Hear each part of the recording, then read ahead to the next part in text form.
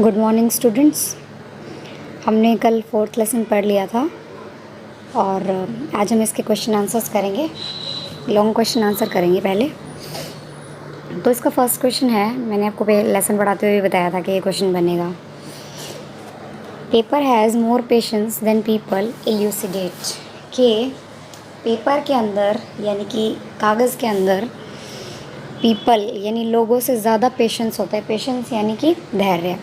इस बात का वर्णन कीजिए। इसका आंसर है we always want to share our feeling with others. हम हमेशा अपनी फीलिंग्स यानी अपनी भावनाएं दूसरों के साथ शेयर करना चाहते हैं। मतलब हम अपनी भावनाएं दूसरों को बताना चाहते हैं।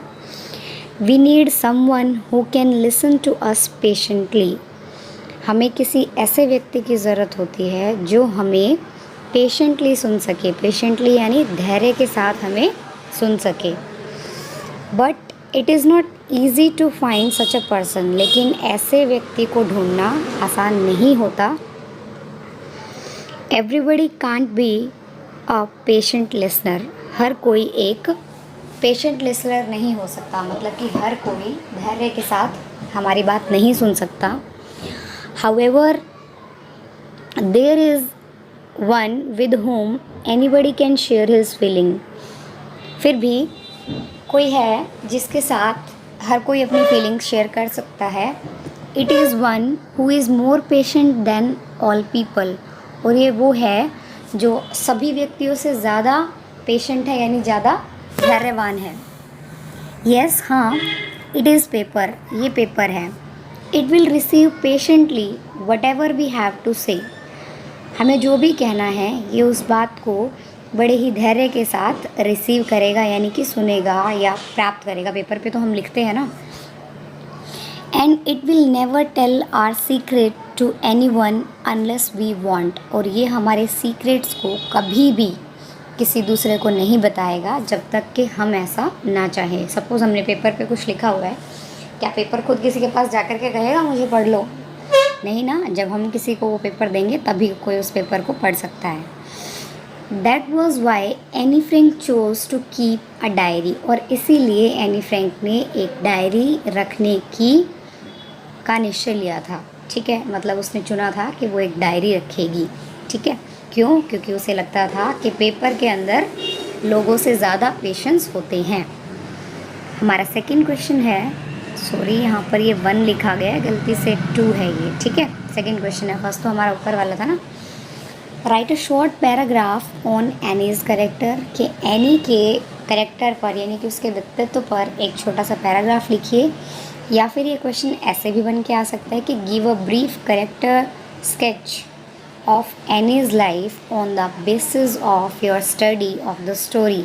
कि आपने इस स्टोरी की जो स्टडी की है यानी कि इस स्टोरी को जो आपने पढ़ा है उसके बेस पर, उसके आधार पर आप एनी का कैरेक्टर स्केच लिखिए यानी कि वो कैसी थी, उसका व्यक्तित्व लिखिए। From the diary of Anne Frank. किसमें से? जो हमने चैप्टर पढ़ा है from the diary of Anne Frank से। तो इसका आंसर है Annie was born in Frankfurt in Germany on 12 June 1929। Any जो है वो जर्मनी में फ्रैंकफर्ट में पैदा हुई थी 12 जून 1929 को। व्हेन शी वाज 4, और जब वो 4 साल की थी, her parents went to live in Holland. तो उसके पेरेंट्स जो हैं वो हॉलैंड रहने के लिए चले गए थे। इन 1934 में she too went to Holland. वो भी हॉलैंड चली गई थी। She started going to a nursery school. और उसने जो है एक नर्सरी स्कूल में जाना शुरू किया। In the 6th form. यहाँ फॉर्म का मतलब है क्लास। के 6ठी क्लास में she was deeply attach to her teacher. वो अपने टीचर से बहुत ज़्यादा अटैच थी। मतलब कि वो उनसे बहुत ज़्यादा पसंद करती थी, उनसे बहुत प्यार करती थी। और उस टीचर का नाम था मिसेस कुप्रस। ठीक है, मिसेस कुप्रस उसके स्कूल की हेड मिस्ट्रेस थी। ठीक है। She had many friends. She यहाँ पर एनी के लिए लिखा हुआ है कि एनी की बहुत सारी दोस्त थी। But she had no true friend. लेकिन उसका कोई सच्चा दोस्त नहीं था। So she decided to keep a diary. और इसलिए उसने एक डायरी रखने का निश्चय किया था। She gave it the name of kitty, और उसने अपनी इस डायरी को नेम दिया था किटी। इन इट, इसके अंदर, she wrote about her school days, उसने अपने स्कूल के दिनों के बारे में लिखा था। She had the habit of talking in class, और उसकी एक हैबिट थी क्लास में बोलने की। हमने पढ़ा था ना चैप्टर में कि वो बोलती थी, इसलिए उसको पनिशमेंट भी मिलती थी। एज अ पनिशमेंट, और एक पनिशमेंट के रूप में, mister Keesing would give her extra homework to do, mister Keesing उसे करने के लिए ज़्यादा होमवर्क दे देते थे। We know from her writing, हम उसकी राइटिंग से, मतलब जो उसने डायरी में राइटिंग लिखी हुई है उसकी, ठीक है, उससे हमें पता चलता है दैट कि she was a sweet and intelligent girl, कि वो एक अच्छी और इंटेलिजेंट लड़की थी। इसके बाद हमारा थर्ड क्वेश्चन, ये तीनों क्वेश्चन बहुत इंपॉर्टेंट है, एग्ज़ाम में आते हैं, ठीक है, इनमें से कोई भी क्वेश्चन आपको नहीं छोड़ना। मैंने अनइम्पॉर्टेंट क्वेश्चन आपको करवाए ही नहीं है, सिर्फ वही क्वेश्चन करवाए हैं जो एग्ज़ाम में 100% आते हैं। थर्ड क्वेश्चन है, हाउ डिड एनी, फाइनली लिखना है यहाँ पर बच्चों, ये गलती से फाइनलिस्ट हो गया है, ठीक है, इसको ठीक कर देती हूँ मैं अभी। हाँ जी, ये थोड़ा ऊपर वाले क्वेश्चन में बच्चों गड़बड़ हो गई थी, तो मैंने उसको दोबारा लिख दिया है। क्वेश्चन है हमारा, how did Annie finally stop mister Keesing from punishing her, कि एनी ने आखिरी में मिस्टर कीजिंग को उसे पनिश करने से कैसे रोका था।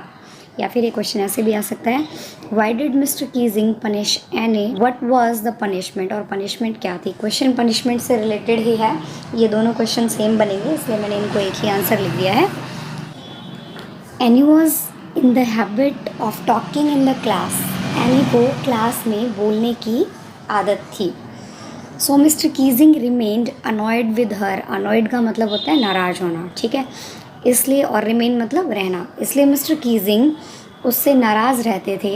एज अ पनिशमेंट, और एक पनिशमेंट के रूप में, he would gave her extra homework, और उसके पनिशमेंट के रूप में वो उसे एक्स्ट्रा होमवर्क देते थे करने के लिए जब भी वो क्लास में बोलती थी। Annie was to write an essay on chatterbox, Annie को एक ऐसे लिखना था जिसका टाइटल था chatterbox, and then on an incorrigible chatterbox, और उसके बाद जब उसको सेकेंड ऐसे लिखने के लिए मिला था तो उसका टाइटल था an incorrigible chatterbox. But she did not give up her habit, लेकिन उसने अपनी ये आदत नहीं छोड़ी। गिव अप होता है किसी हैबिट को छोड़ देना, हार मानना भी होता है, लेकिन यहाँ पर इसका मीनिंग है कि किसी आदत को छोड़ देना।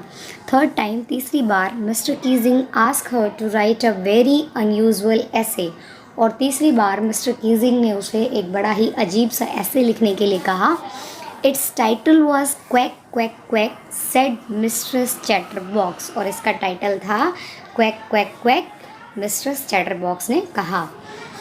Any wrote the essay in form of a humorous poem, और एनी ने ये ऐसे एक हास्यप्रद पोएम यानी कि कविता के रूप में लिखा। It told the story of a mother duck and a father swan, और इस पोएम के अंदर एक कहानी थी, एक मदर डक यानी कि बत्तख माँ, एंड फादर स्वान और हंस पिता, इनके बारे में एक स्टोरी थी, वो बता रही थी ये। दे हैड 3 डकलिंग्स, और उनके 3 बच्चे थे। The father killed the 3 ducklings, और जो फादर था यानी कि जो स्वान था, फादर स्वान, उसने तीनों बच्चों को मार दिया था। बिकॉज दे क्वैक्ड टू मच, क्योंकि वो बहुत ज़्यादा क्वैक क्वैक करते थे। क्लियरली, स्पष्ट रूप से, it was a joke on mister Keesing, ये जो है मिस्टर कीजिंग पर एक जोक था। But he enjoyed it so much that he allowed any two talk in his class, लेकिन उन्होंने इसे इतना इन्जॉय किया कि उन्होंने एनी को अलाउ कर दिया उनकी क्लास में बोलने के लिए।